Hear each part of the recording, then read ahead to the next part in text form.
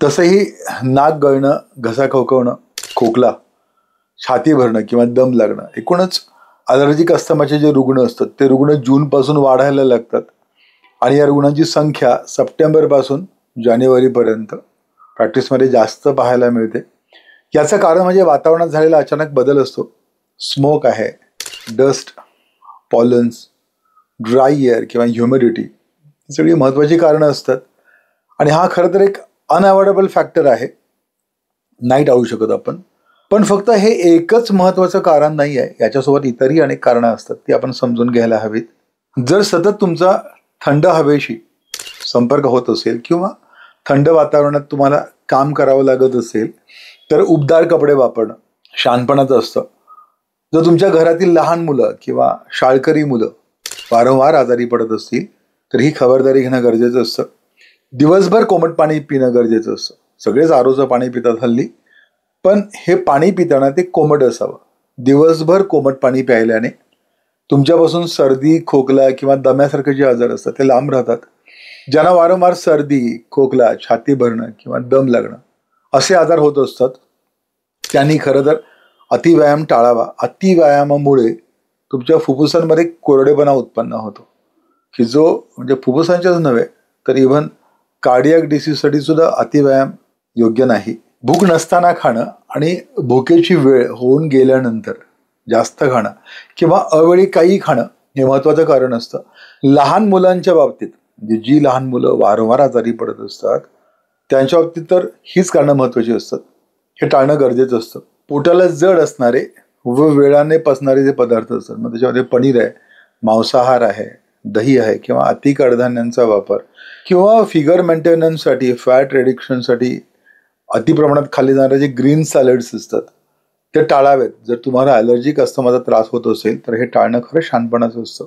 काही व्यक्तींना रोज भडंग, चिवडा किंवा बिस्किट्स, बेकरीचे पदार्थ आपण म्हणूयात, ब्रेड आहे, बिस्किट्स आहे, टोस्ट आहे, खारी आहे किंवा इव्हन आंबवलेले पदार्थ सुद्धा खाण्याची सवय असते, रोज खाण्याची सवय असते. खरं तर असले पदार्थ रेस्पिरेटरी सिस्टीमसाठी योग्य नसतात. सतत पोट गच्च असणं, पोटात गॅसेस होणं, पोट साफ न होणं किंवा मलावष्ठांबाच्या तक्रारी किंवा मूळव्याधीचे जे विकार असतात, जुनाट मूळव्याधीचे विकार, खरं तर हे सगळे आजार सर्दी, खोकला, दम्यासाठी कारणीभूत असतात. परिणामी पोटाची काळजी घेणं गरजेचं असतं.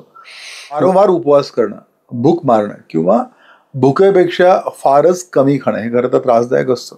बऱ्याच लोकांना चहा पिण्यापूर्वी किंवा कॉफी पिण्यापूर्वी ग्लास 2 ग्लास पाणी पिण्याची सवय असते. खरं तर तो आयुर्वेद शास्त्रानुसार विरुद्ध उपक्रम असतो आणि तो खरं तर पचनाच्या सोबत फुफ्फुसाचे विकार वाढवतो.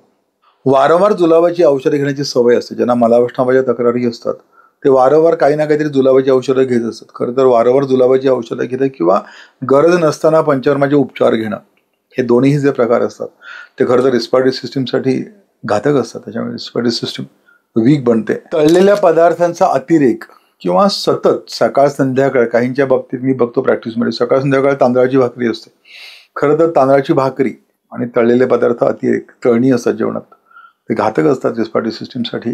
गाड्यावरचे पदार्थ असतात, मग त्याच्यामध्ये पाणीपुरी आहे, दहीपुरी आहे, वडापाव आहे, चाट मसाला किंवा इव्हन बर्गर, पिझ्झा असले जे पदार्थ असतात त्यांचा अतिरेक टाळावा. खरं तर त्याच्यामुळे पचनाचे विकार सुद्धा वाढतात आणि त्यासोबत त्याचा परिणाम स्वरूप सर्दी, खोकला, दमा किंवा धाप लागणं असले आजार वाढू शकतात. मासे आहेत, शिंपले आहेत, प्रॉन्स आहेत, सामुद्रज पदार्थ आपण म्हणतो याला आयुर्वेदामध्ये, किंवा इव्हन सुकवलेले जे सुकट, बोंबील, बांगडा किंवा खारवलेले जे मासे असतात हे जर तुम्ही वारंवार खात असाल तर मग नक्कीच त्याच्यामुळे सर्दी, खोकला, दमा ह्या जर वाढू शकतात. हल्ली तर दूध किंवा दुधापासून बनवलेले सगळेच पदार्थ खरं तर टाळलेले बरे, कारण भेसळयुक्त दुधाची शक्यता जास्त असते हल्ली. शिवाय हार्मोनल इंजेक्शन्स दिली जातात त्या जनावराला. एकूणच दुधापासून तयार होणारे जे सगळेच गोड पदार्थ असतात, मिठाईचे जे पदार्थ असतात ते सगळेच टाळलेले बरे, कारण त्याच्यामुळे कफ सुद्धा वाढतो आणि कफामुळे मग परत बाकीचे आजार वाढायला लागतात. एकूणच वारंवार नाक गळणं, सर्दी, घसा खवखवणं, खोकला, छाती भरणं अशा ज्या छातीशी संबंधित आजारांसाठी खरं तर आयुर्वेदिक औषधं घेणं जास्त शहाणपणाचं असतं. आयुर्वेदिक औषधं प्रभावी असतात. फुफ्फुसांची कार्यक्षमता वाढवणं किंवा श्वासनलिकांची जी सूज असते ती सूज कमी करणं यासाठी खरं तर एक ना अनेक औषधं आपल्या आयुर्वेदामध्ये आहेत. नक्कीच ॲक्यूट कंडिशन्स जी असते की ज्याच्यामध्ये तुम्हाला जास्त दम लागत असतो आणि तुमचा जीव कासावीस झालेला असतो, अशा वेळेला खरं तर ब्रॉन्कोडायलेटर्स किंवा स्टिरॉइड्स वापरली जातात, इव्हन अँटीबायोटिक्स पण वापरली जातात.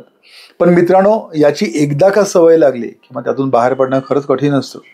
परिणामी आजाराच्या सुरुवातीलाच आयुर्वेदिक तज्ज्ञाचा जर तुम्ही सल्ला घेतलात तर तो नक्की शहाणपणाचा ठरतो.